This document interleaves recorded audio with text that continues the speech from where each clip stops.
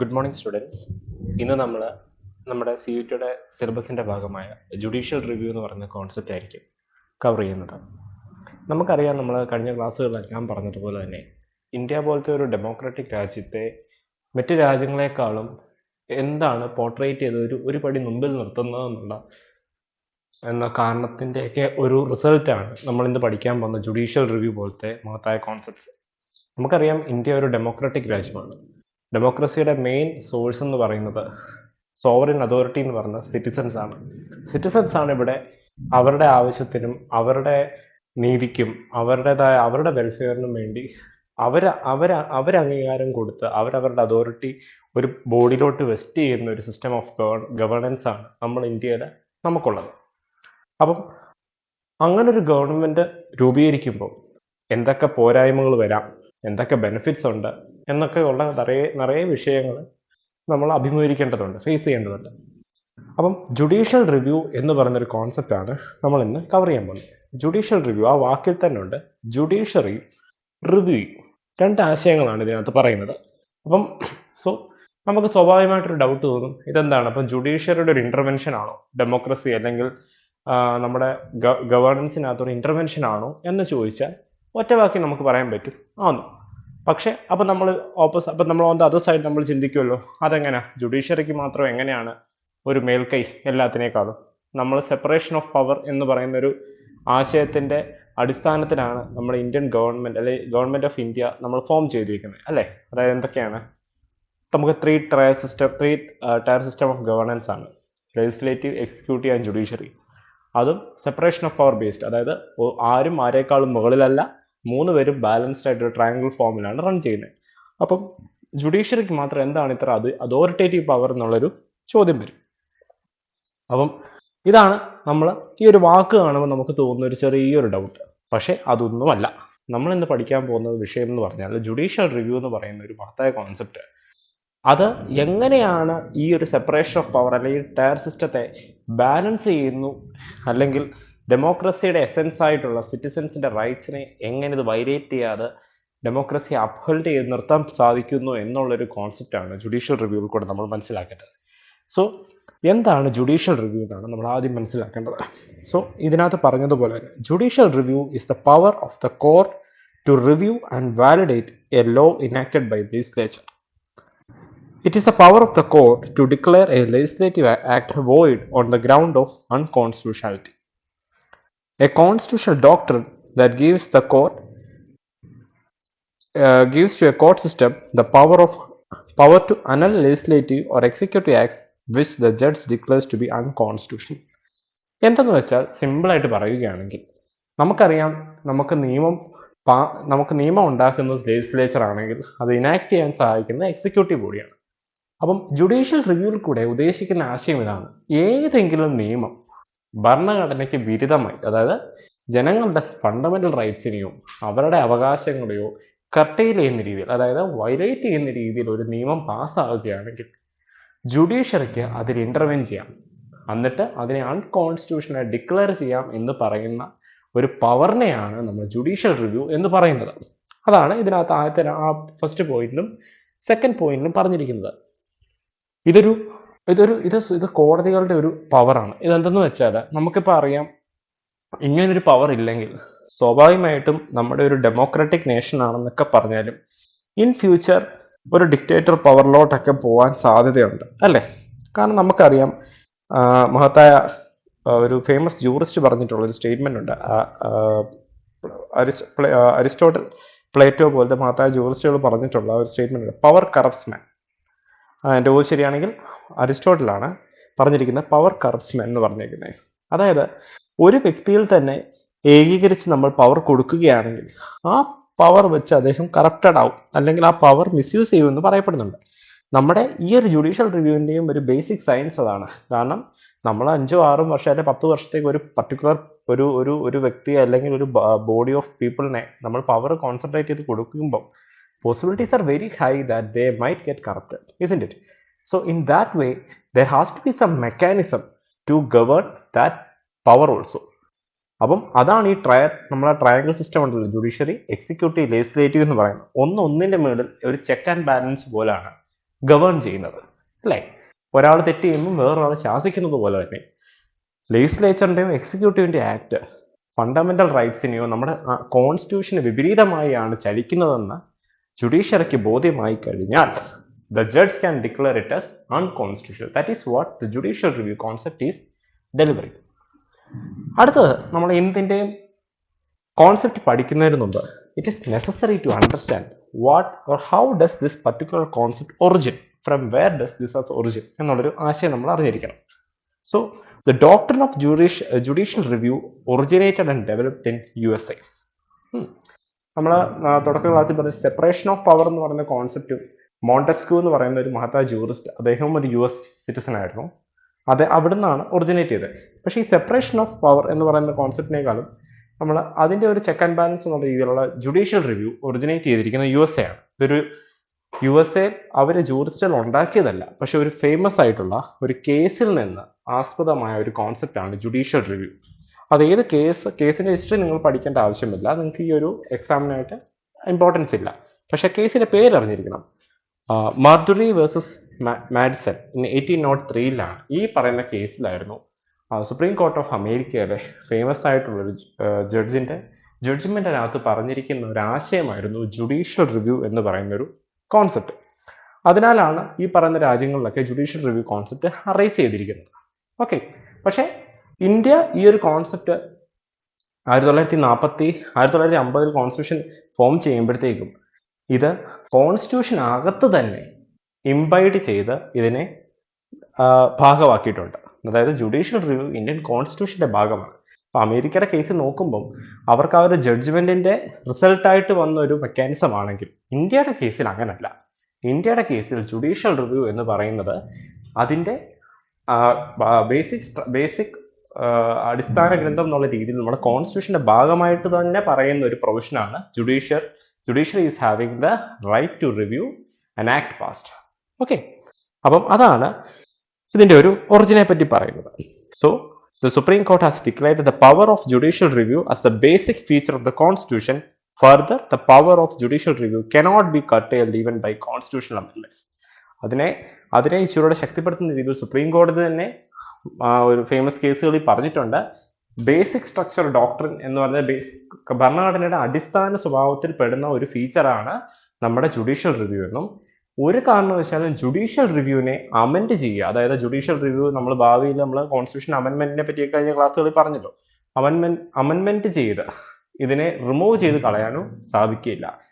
അതായത് നമ്മൾ ഇനിയും മനസ്സിലാക്കേണ്ട ഒരു കാര്യമുണ്ട്, ബേസിക് സ്ട്രക്ചർ ഡോക്ട്രിൻ എന്ന് പറയുന്ന ഒരു കോൺസെപ്റ്റ് ഉണ്ട്. അത് നിങ്ങൾ അടുത്ത ക്ലാസ്സുകളിൽ അതിനെപ്പറ്റി എക്സ്പ്ലെയിൻ ചെയ്തിരിക്കും. കാരണം കോൺസ്റ്റിറ്റ്യൂഷന്റെ ചില അടിസ്ഥാന സ്വഭാവങ്ങളുണ്ട്, അതിനെ ഒരു കാരണവശാലും നമുക്ക് ഒരു അമെൻമെന്റിലും ഭേദഗതികൾ വരുത്താൻ പറ്റത്തില്ല. അപ്പം ആ കോൺസെപ്റ്റ്സ് അടുത്ത ക്ലാസ്സുകളിൽ ഫണ്ടമെന്റൽ റൈറ്റ്സ് സ്റ്റാർട്ട് ചെയ്ത് കഴിയുമ്പോഴേ നമുക്ക് തുടങ്ങാൻ പറ്റത്തുള്ളൂ. അതുകൊണ്ടാണ് ഈ ക്ലാസ്സിനകത്ത് ഇൻക്ലൂഡ് ചെയ്യാതിരിക്കുന്നത്. പക്ഷേ ഈ ക്ലാസ് നമ്മൾ അറിഞ്ഞിരിക്കേണ്ട ഒരു വൺ ഓഫ് ദ ഫണ്ടമെന്റൽ റൈറ്റിനകത്ത് പെടുന്ന ഒരു ആർട്ടിക്കിളാണ്,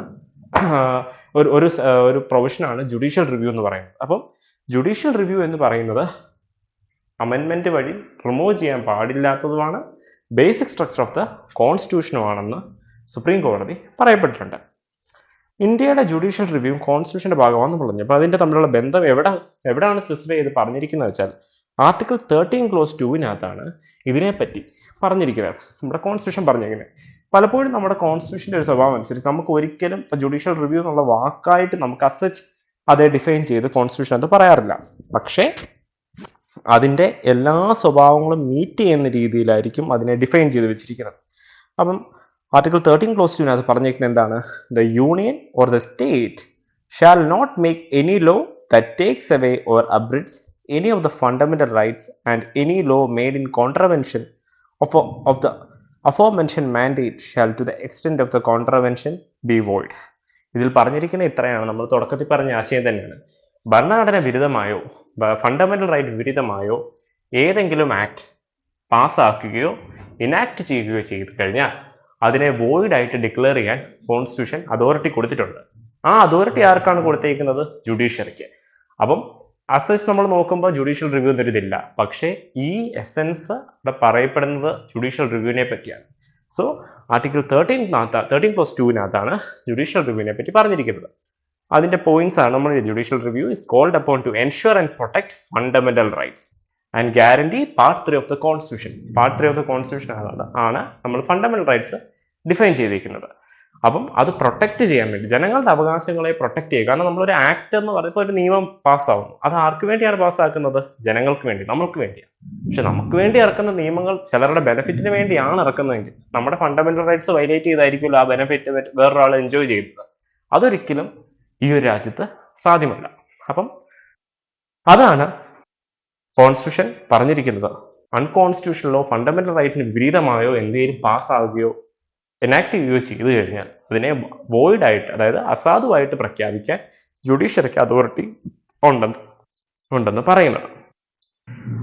രണ്ടാമത്തെ പോയിന്റിനകത്തും supreme court to enforce these rights is derived from article 32 of the constitution. This provides citizen the right to directly approach Supreme Court to seek remedies against violation of fundamental right. ഇതിനകത്ത് ഇത് തന്നെയാണ് പറഞ്ഞത്. ഇങ്ങനെ ഉണ്ടെങ്കിൽ fundamental റൈറ്റിന്റെ violation എന്നുള്ള രീതിയിൽ supreme കോടതിയെ approach ചെയ്യാനുള്ള ഒരു അതോറിറ്റേറ്റീവ് പവർ സുപ്രീം കോടതി ജനങ്ങളിൽ കൊടുത്തിട്ടുണ്ട്. അത് ആർട്ടിക്കിൾ 32 പറയപ്പെടുന്നത്. സുപ്രീം കോടതിയിൽ നമുക്കൊരു കേസ് ഫയൽ ചെയ്യുന്നതിനെ പറ്റി when there is a violation of fundamental right. All these matters will be dealt in the next classes. Okay, fundamental rights ടോപ്പിക്സിനകത്ത് വരുന്നതാണ് ഈ ആർട്ടിക്കിൾസ് എല്ലാം. അതുകൊണ്ടാണ് ഇതിനകത്ത് അധികം സ്ട്രെസ് ചെയ്യാത്തത്. പക്ഷേ ജുഡീഷ്യൽ റിവ്യൂ എന്നുള്ള കോൺസെപ്റ്റ് നമ്മൾ മനസ്സിലാക്കിയിട്ട് മാത്രമേ ഫണ്ടമെന്റൽ റൈറ്റ്സ് എന്നുള്ള കോൺസെപ്റ്റിലോട്ട് നമുക്ക് എത്താൻ സാധിക്കുകയുള്ളൂ. Okay, so judicial review 3 category ആയിട്ടാണ് നമ്മൾ ക്ലാസിഫൈ ചെയ്തിരിക്കുന്നത്. ഒന്ന്, റിവ്യൂ ഓഫ് ലെജിസ്ലേറ്റീവ് ആക്ഷൻസ്, അതായത് ലെജിസ്ലേച്ചർ പാസ്സാക്കുന്ന ഏതെങ്കിലും ആക്ടുകളോ കാര്യങ്ങളോ പ്രൊവിഷൻസിനെ റിവ്യൂ ചെയ്യാനുള്ള ഒരു മെക്കാനിസത്തെ അല്ല ഒരു പ്രാക്ടീസിനെയാണ് റിവ്യൂ ഓഫ് ലെജിസ്ലേറ്റീവ് ആക്ഷൻ എന്ന് പറയുന്നത്.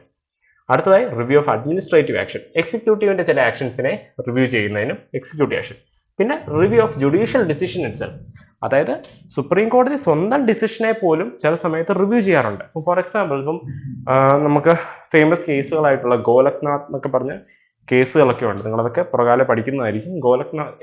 ഗോലക്നാഥ് എന്നൊക്കെ പറഞ്ഞിട്ടുള്ള ഫേമസ് കേസുകളിൽ സുപ്രീം കോടതി അതിന് മുൻപേ പറഞ്ഞിരിക്കുന്ന ചില വിധികളെ പോലും ആ ചില പർട്ടിക്കുലർ സിറ്റുവേഷൻ, ചില പർട്ടിക്കുലർ ജഡ്ജ്മെന്റ്സ് മുൻകാല സുപ്രീം കോടതി ചിലപ്പോൾ വേറൊരു അഭിപ്രായമായിരിക്കും പറഞ്ഞിരിക്കുന്നത്. പക്ഷേ പുതുതായിട്ടൊരു കേസ് വരുമ്പോഴത്തേക്കും സ്വന്തമായി തീരുമാനിച്ചിരിക്കുന്ന സുപ്രീം കോടതി സ്വന്തം ഡിസിഷനെ പോലും റിവ്യൂ ചെയ്ത് അതിനെ വേണമെങ്കിൽ റിവ്യൂ ചെയ്തതിന് ശേഷം അതിനെ ഓവർ റൂൾ ചെയ്യാനുള്ള ഒരു അതോറിറ്റി, അതായത് അതിനെ ഫോളോ ചെയ്യേണ്ട, ഇനിയും വരുന്നതിനെ മാത്രം ഫോളോ ചെയ്താൽ മതി എന്ന് പറയാനുള്ള ഒരു അതോറിറ്റിയും ഈ ജുഡീഷ്യൽ റിവ്യൂവിനുണ്ട്. അപ്പം ലെജിസ്ലേറ്റീവിന്റെയും അഡ്മിനിസ്ട്രേറ്റീവിന്റെയും ആക്ഷനെ മാത്രമല്ല, ജുഡീഷ്യറിക്ക് സ്വന്തം ആക്ഷനെ പോലും, സ്വന്തമായിട്ടെടുക്കുന്ന ഡിസിഷനെ പോലും റിവ്യൂ ചെയ്യാനുള്ള അതോറിറ്റി ഉണ്ടെന്നാണ് ഈ ഒരു കോൺസ്റ്റിറ്റ്യൂഷൻ പ്രൊവിഷനിൽ കൂടെ നമ്മൾ മനസ്സിലാക്കേണ്ടത്. സോ 3 കാറ്റഗറി ആയിട്ടാണ് ഇത് പറഞ്ഞേക്കുന്നത്. Review of legislative action, administrative action ഇതാണ് ഉദ്ദേശിക്കുന്നത്, എക്സിക്യൂട്ടീവ് ആക്ഷൻ ആണ് ഉദ്ദേശിക്കുന്നത്, പിന്നെ ജുഡീഷ്യൽ ഡിസിഷൻ ഇറ്റ്സെൽഫ്. അടുത്തതായത് ജുഡീഷ്യൽ റിവ്യൂവിന്റെ ഇമ്പോർട്ടൻസ് എന്തെന്ന് നമ്മൾ മനസ്സിലാക്കണം. നമ്മൾ ഇപ്പം ഇത്രയും പറഞ്ഞതിൽ കൂടി തന്നെ നമുക്ക് മനസ്സിലാവും. ഒന്ന്, സിറ്റിസൻസിന്റെ റൈറ്റിനെ ഇത് പ്രൊട്ടക്ട് ചെയ്യുന്നുണ്ട്. പിന്നെ ഇതൊരു ഫെഡറൽ ബാലൻസ് മെയിൻറ്റെയിൻ ചെയ്യാൻ സഹായിക്കുന്നുണ്ട്. നമ്മൾ നോക്കിയപ്പോൾ സ്റ്റേറ്റ് ഗവൺമെന്റും യൂണിയൻ ഗവൺമെന്റുകളും അല്ലെങ്കിൽ നമ്മുടെ ഫെഡറൽ സ്ട്രക്ചർ,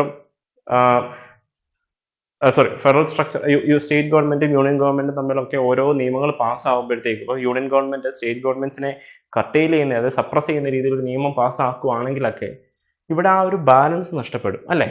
അപ്പൊ നമുക്കറിയാം, നമുക്ക് അങ്ങനെ ഒരു ബാലൻസ് നഷ്ടപ്പെട്ട് കഴിഞ്ഞാൽ നമ്മുടെ ഇന്ത്യയുടെ ഡെമോക്രസി എന്നുള്ള ഫീച്ചർ തന്നെ, അല്ലെങ്കിൽ ആ ഒരു നമ്മുടെ പാർലമെന്ററി സിസ്റ്റം ഓഫ് ഗവൺമെന്റ് എന്ന് തന്നെ നഷ്ടപ്പെട്ടു പോകും. അപ്പം ഈ ജുഡീഷ്യൽ റിവ്യൂ കാരണം നമുക്ക് it maintains the federal balance, it protects the rights of the people, it gives the supremacy of the constitution. എല്ലാത്തിനും ഉപയോഗിച്ച് കോൺസ്റ്റിറ്റ്യൂഷന്റെ സുപ്രമസിയെ ഓരോ വട്ടവും ഇത് ഒരു പടി മുമ്പിലോട്ട് എത്തിക്കാൻ സഹായിക്കുന്നുണ്ട്. പിന്നെ it prevents tyranny of executives. Tyranny of executives നമ്മൾ തുടക്കത്തിൽ പറഞ്ഞത് ഒരു ഡിക്റ്റേറ്റർഷിപ്പിലോട്ടൊന്നും പോവാതിരിക്കാനും ഈ പറയുന്ന ജുഡീഷ്യൽ റിവ്യൂ നമ്മളെ സഹായിക്കുന്നുണ്ട്. കാരണം എക്സിക്യൂട്ടീവിന്റെ ആക്ഷനെ പോലും ഇത് കൺട്രോൾ ചെയ്യുന്നുണ്ട്. ഇതൊക്കെയാണ് ഇതിന്റെ ഒരു ഇമ്പോർട്ടൻസ്. അതേപോലെ തന്നെ സുപ്രീം കോടതിയുടെ പല വിധികളിൽ പറഞ്ഞിട്ടുള്ള കുറച്ച് കാര്യങ്ങളാണ് അടുത്തതിനകത്ത് പറഞ്ഞിരിക്കുന്നത്. Judicial reviews considered as A basic structure of the constitution എന്ന് പറഞ്ഞിരിക്കുന്നത് ഇന്ദിരാഗാന്ധി വേഴ്സസ് രാജ്നാരായൺ എന്ന് പറഞ്ഞ ഫേമസ് കേസിനകത്താണ് ഇത് പരാമർശിച്ചിരിക്കുന്നത്. അതേപോലെ പറഞ്ഞിട്ടുള്ളൊരു കാര്യമായിരുന്നു judicial reviews also called the interpretational or observer role of the Indian judiciary. ഒരു ഒബ്സർവർ ആണ്, എല്ലാം നിരീക്ഷിക്കുന്ന ഒരാളെന്നുള്ള രീതിയിൽ സുപ്രീം കോടതി വിലയിരുത്തിയിട്ടുണ്ട്. പിന്നെ മൂന്നാമത് പറഞ്ഞിരിക്കുന്നതാണ് സുപ്രീം കോടതിക്ക് സ്വമേധയോ അല്ലെങ്കിൽ പബ്ലിക് ഇൻട്രസ്റ്റ് ലിറ്റിഗേഷന്റെ പേരിലോ എന്നുവെച്ചാൽ ഒരു പൊതു താല്പര്യ ഹർജിയുടെ പേരിലോ സുപ്രീം കോടതിക്ക് ഈ പറയുന്ന ഏതെങ്കിലും വിധിയോ അല്ലെങ്കിൽ ആക്ടോ അല്ലെങ്കിൽ ഏതെങ്കിലും എക്സിക്യൂട്ടീവിന്റെ ആക്ഷനെതിരെയോ ജുഡീഷ്യൽ റിവ്യൂ അപ്ലൈ ചെയ്ത് അതിനെ അവോയ്ഡ് ചെയ്യാൻ പറ്റും. പക്ഷേ unless it has to be provided that there is something unconstitutional is being happened. Okay, അല്ലാതെ നമുക്കൊരിക്കലും ജുഡീഷ്യൽ റിവ്യൂ എന്ത് നിയമം ഇറക്കിയാലും ജുഡീഷ്യൽ റിവ്യൂ ഇടാൻ പറ്റത്തില്ല. അത് പ്രോപ്പർ അതിന്റെ ചാനലിൽ കൂടെ അത് പ്രൂവ് ചെയ്യണം അതിനകത്തൊരു ഇത് നടന്നിട്ടുണ്ട് എന്നുള്ളത്. ഇതൊക്കെയാണ് നമ്മൾ ജുഡീഷ്യൽ റിവ്യൂവിനകത്ത് ഇന്ന് പഠിച്ചത്.